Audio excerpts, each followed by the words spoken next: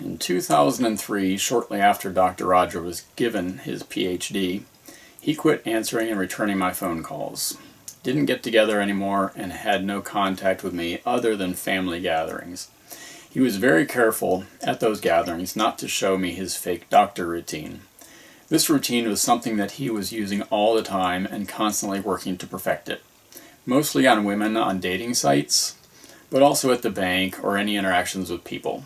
He was quite polished by the time Dad died, and said that he walked into the county building and was made executor of Dad's estate without a hearing. I have a recording of that. During the brief period of time that he started visiting and communicating with Dad, he also reached out to me. We got together a couple times and talked in detail about many topics, including the family estate. He assured me that Mom and Joe were going to soon split their massive estate between my sister, Dr. Lori, Dr. Roger, and I. Joe is giving a large percentage of his massive business to his biological son, John. Mom had said many times that half of everything is mine. She said that when she was mad at Joe about something. She sounded like a witch when she said that phrase. She had the leverage of potential divorce to get Joe to do what she wanted. Mom had told me forever that I didn't need to worry about money and that I would be included in her estate. So it seemed very believable that this was all going to happen. In reality, they were buttering me up so I wouldn't get suspicious or get in the way when they would eventually kill Dad and steal 3/4 of his estate away from me. They actually had a second very irresistible motive for all of this. Dad's brother Larry was a multimillionaire, probably in excess of $500 million. I don't know because I never asked him.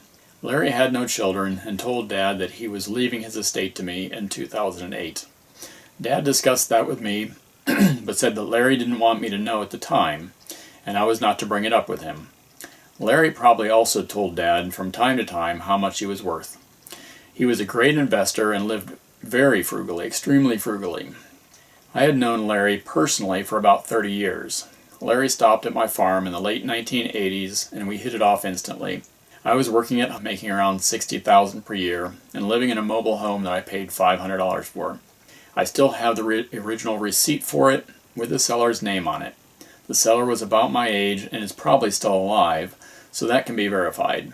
It needed a lot of work, but I worked on it steadily over time. I lived very frugally, eating about $7 in food per week and heating the mobile home with a kerosene heater when I was home in the evening for about $5 in kerosene per week during the really cold months. Larry and I shared our ideas and tips on frugal living. I visited him many times at his place over the years, and he visited me twice a year for over 30 years until Dad died. I never saw him again after Dad died. He only answered 2 or 3 calls from me after that and didn't want to get together anymore. That was uncharacteristic of him. He had been dealing with prostate cancer for a while before Dad's death. That obviously put much more urgency on my family killing Dad as soon as possible. I doubt that Dad ever told Larry that Roger and Lori were estranged from him. He was probably embarrassed about that. Several times when Dad, Larry, and I got together for dinner, Larry would ask, "Where's Roger?" Dad's only answer was that he called, invited Roger, and left a message, but he hadn't heard anything back. Mom is very cunning and thinks things through very thoroughly. If they were to contact Larry before Dad was dead and start telling him lies about me, Larry would have definitely called Dad to verify what would have sounded unbelievable to him. There are many more details about Larry that I will get into later. He gave me a great deal on a motorcycle that I still own. The motorcycle title has Larry's name on it as the previous owner. He also brought me gifts many times when he visited. One of the larger gifts was a used locksmithing course that he bought for me. I studied it for several months and became quite proficient at locksmithing. He later quizzed me on my understanding of locksmithing and was impressed at what I had learned. We had so much in common. Both of us could fix almost anything and had endless topics of conversation. I miss him almost as much as I miss Dad. I don't really know where to put these next few topics, so I'm just going to put them here. So, this is way back when Mom kicked Dad out. This is Dad's last nights at our house. For 3 nights in a row, Mom forced me to sit on the couch and watch as she verbally degraded Dad in every way possible. She had put my sister and brother to bed and given them enough time to fall asleep. My orders were to sit on the couch and not move. These fights were intense. and seemed to last for 20 or 30 minutes. Mom called Dad lazy and worthless and complained about all the projects she wanted done around the house. Dad didn't make enough money, and on and on. Dad did nothing but try to defend himself. He worked 5 to 6 days per week, more than full-time, and said that when he got home he was tired and didn't have the energy to do painting and the other projects that she demanded be done. I remember clearly Dad playing with us, 3 kids, most evenings after dinner. I would like to put together a proper undistorted eulogy for Dad. Dad handed over his paychecks to Mom and let her handle the finances without questioning what she was buying and doing. Before Mom kicked Dad out, we were a happy family. I never saw any kind of alcohol in the refrigerator or anywhere else in the house. It was a luxury that Dad was not afforded. Dad got very little for himself. Occasionally, Mom gave Dad a little money to buy a tool or something he needed. The only time I saw Dad drink a beer was at Mom's parents' house. My grandfather gave Dad a beer before dinner, and he and Dad drank a beer together. That's the only alcohol that I ever remember my father drinking before Mom kicked him out. This is important because Dad became an alcoholic later in life. I have heard that Mom complains that Dad was an abusive alcoholic, and that's why they got divorced. That was completely untrue. Dad was absolutely in love with Mom and us children, and did his best to take care of us. Mom complains in one of the recordings that Dad didn't pay for the house and didn't pay child support. That is completely untrue.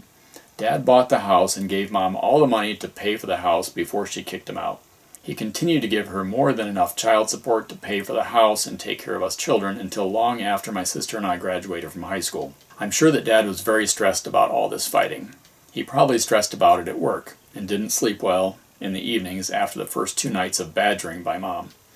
By night 3 of making me watch while she beat Dad up verbally, she had Dad extremely upset, and after about 10 minutes of intensely degrading him, she swung her arm back and slapped Dad in the face. Dad's head turned painfully about halfway around, and he lost his balance. When he got back up, he lightly slapped her back.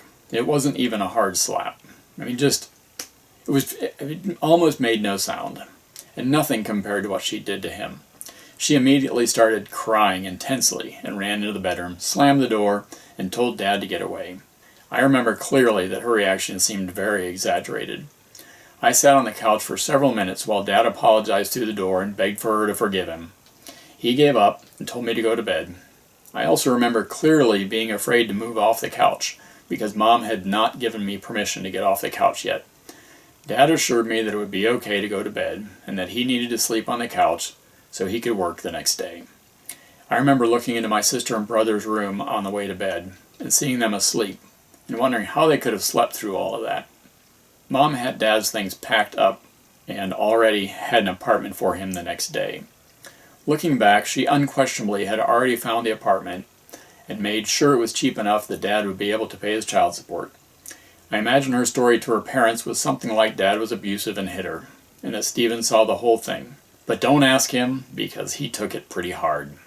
And that proves Mom's story and protects her from ever getting caught. Several years later, when Lori was about 13 years old, she had a huge 2-day temper tantrum when we arrived at my grandparents'. We would go to my grandparents for 2 to 3 months every summer. They would take care of us while Mom was doing who knows what. I'm sure she was dating lots of men because she always had a new boyfriend when we came home. So, Lori told my grandparents several times that she hated them. Mom insisted that Lori be flown home immediately. My grandmother was very distressed over this.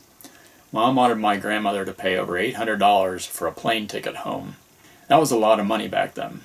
For reference, my first car a few years later cost me $300. Lori was flown home the next day. 2 months later, when my brother and I got home, there was a lot of evidence that my sister had had a party at our house. Several items were missing. The next time I saw my grandmother, I told her about that, and she said, "Stephen, you stop your lying." I was absolutely amazed at how effective Mom's pre-programming was. My grandmother never complained about me lying and never caught me lying. I had spent 2 months per year for many years with her prior to that. I know that is currently part of her tactic in degrading me to everyone I know. People that I have known for years have recently started questioning many things that I say, and are likely to not believe the truth about our family history. I believe that Mom opened an account in my name that I never knew about. This would have been easy for her to do, as she worked in banks for many years, and had my Social Security number and other information. She in fact opened the accounts that I used for many years, starting when I was in high school. She told me once that she saved copies of the checks from our gifts.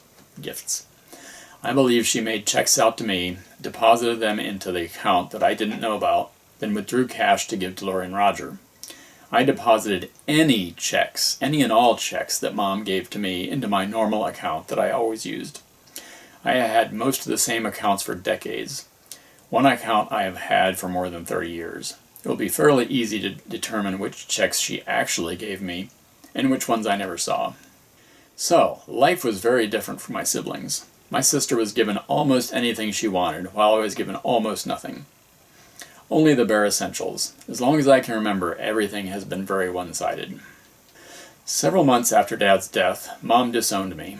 The tremendous amount of work was done at Dad's. They had already ruined my relationship with my Uncle Larry, and she was ready to disperse her portion of their massive estate to her other 2 children. She needed a reason to leave me out of her massive estate. It was very obvious what she was doing. She, Dr. Roger, and I were in her garage getting ready for one of the last garage sales to sell off the rest of the items from Dad's estate. All the hard work was done. Dad's house was cleaned up and ready to sell, and the property was cleaned up and in reasonable shape. She had hurt her back, working hard enough to do Dr. Roger's work as well as her own, and couldn't even stand up straight. She put her hands on one end of a table that was full of stuff and asked me to pick up the other end so she could move it. I had my hands on the table and was ready to move it. About 3 feet from her was Dr. Roger, towering over her and playing with his phone. I had been extremely cordial to Roger over this entire ordeal and had bent over backwards accommodating his crazy requests. I just couldn't take it anymore. I told Roger quite gruffly to pick up the other end of the fucking table. Mom was looking for a reason to disown me and decided that was the time. She started yelling at me, told me to get off of her property, and that I was no longer her son. No other confrontation. Anything else they claim happened was made up. It was an excuse. I know exactly what that meant. She could now leave me out of her estate and just divide it between Dr. Roger, who never had a full-time job, and her daughter, Dr. Lori, who was horrible at managing money. I was then cast out of the family. She had always been insistent on doing my taxes and managing my investments. She had done a horrible job with my investments. So, near the end of 2017, I tried to get Mom to turn over my investments to me. She gave me a bunch of excuses, as she always has when I tried to manage my investments. In December of 2018, I tried again. I have a recording of that conversation. I confronted Mom about many of the inequalities we had growing up. Dr. Lori and Dr. Roger were given good, reliable cars. They were given condos and all expenses paid for college. Neither one of them worked in college. Mom gave me her old broken-down station wagon when I started college. It broke down on me twice. Once on the way to classes, so I missed a day's worth of classes, and again on the way to my chemistry final exam. I had worked so hard to prepare for that exam, and the instructor gave me no chance to make it up. My chances for medical school were gone with a failing grade in chemistry. I gave her the car back to Mom and told her I can't keep that broken-down old car running anymore. She gave me nothing for it, and no help with vehicles for the next year and a half of my college days. Following are some clips from that conversation, where I am trying to get control of my investments and confronting Mom about several of the larger inequalities growing up.